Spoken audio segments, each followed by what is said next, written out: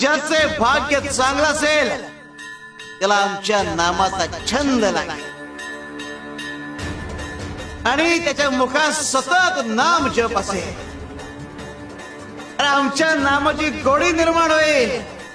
ध्यानी मनी स्वप्नी ही नाम संजीवनी वदनी असेल. त्याला निरंतर सुखाची प्राप्ती होईल.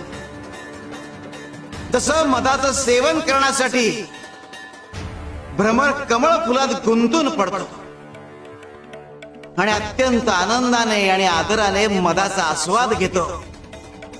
आमच्या भक्ताचे मन आमच्या नामाचे ध्यान लागून उच्च पातळीवर स्थिर होते.